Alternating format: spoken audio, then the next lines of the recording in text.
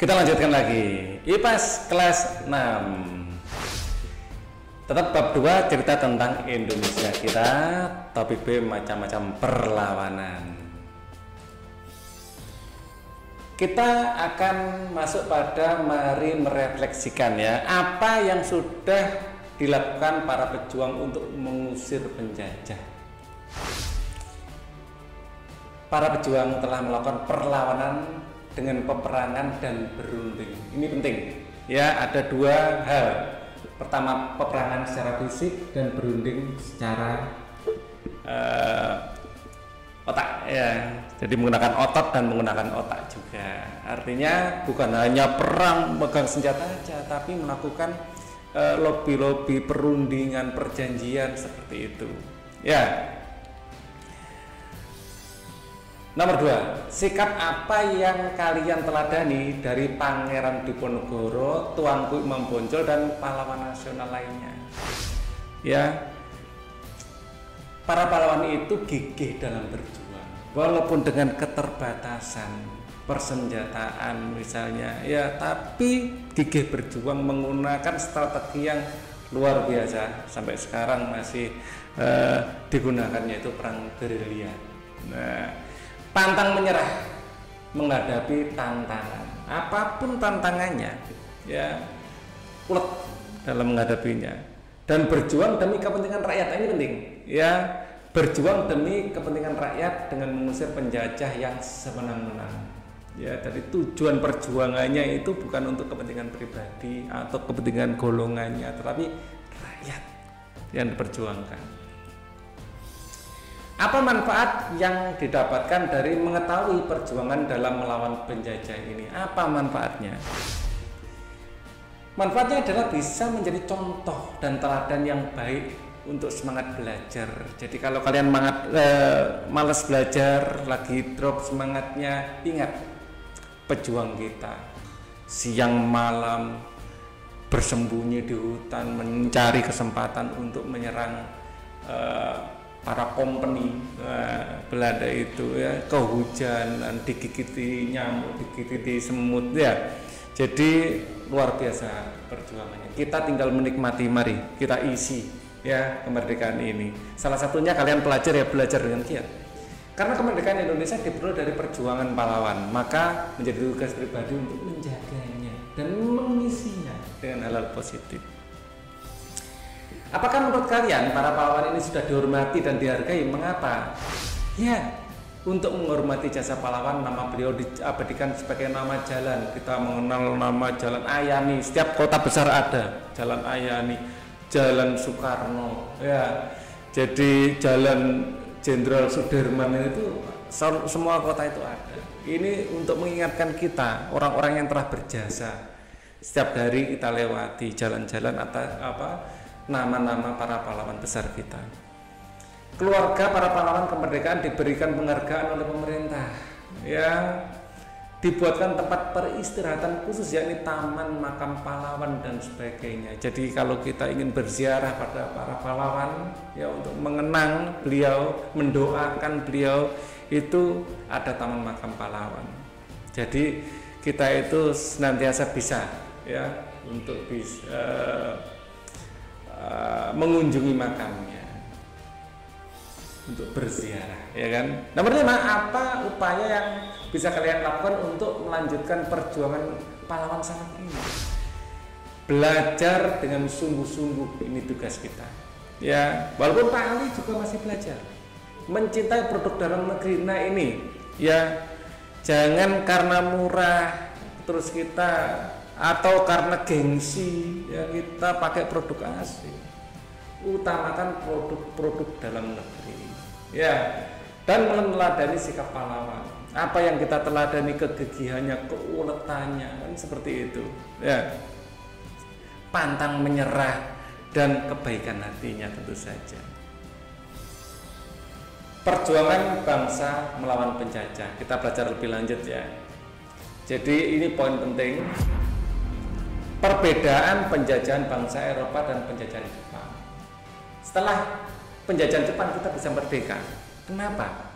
Ya, penjajahan dijajah oleh Eropa dalam waktu lama, kita nggak merdeka. Begitu dijajah Jepang, kita merdeka. Apa bedanya? Mari kita lihat. Sifat perjuangannya waktu dijajah bangsa Eropa masih bersifat kedaerahan, belum sepenuhnya bersatu dan perjuangan masih atas dasar daerah masing-masing. Tapi sejak penjajahan Jepang, kita sudah menanamkan konsep persatuan dan kesatuan. Ya, memang kita dari politik etis kita diberi kesempatan untuk belajar, tapi momentum itu tumbuh saat Jepang datang dan mendidik kita secara militer juga. Sebenarnya bukan untuk kepentingan bangsa kita, karena kita mau jadikan tentaranya Jepang. Tapi begitu Jepang kalah, ya karena Nagasaki dan Hiroshima dibom nuklir, maka kita sudah terlatih, sudah mampu untuk memimpin. Ya, saat momen itu ya kita ambil dan kita merdeka. 2. Bentuk perjuangan. Waktu penjajahan bangsa Eropa menggunakan peperangan fisik.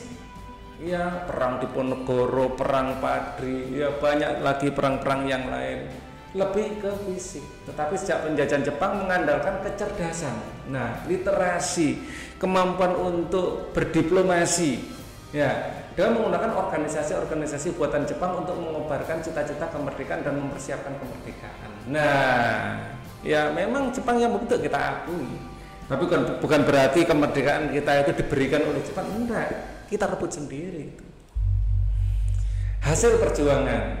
Pihak Indonesia hampir selalu mengakhiri dengan kekalahan. Perang Diponegoro akhirnya kalah, Diponegoro ditangkap ya kan. Perang itu Padri akhirnya kita juga kalah. Ya, dengan Tuanku Imam Bonjol ditangkap. Ya, jadi ya selalu mengakhiri dengan kekalahan. Tapi sejak penjajahan Jepang berhasil mempersiapkan segala hal yang diperlukan untuk merdeka. Yang paling utama apa? Persatuan. Tonggaknya sudah dimulai sejak Sumpah Pemuda. Pahlawan dari daerah itu, kita masuk ke segmen memilih tantangan. Carilah informasi mengenai salah satu pahlawan yang dimakamkan di daerah kalian atau pahlawan yang berasal dari daerah kalian. Kalian bisa mencari melalui buku, internet, dan wawancara. Nah, karena sekarang Pak Ali tinggal di Kediri, maka Pak Ali mencari pahlawan dari Kediri.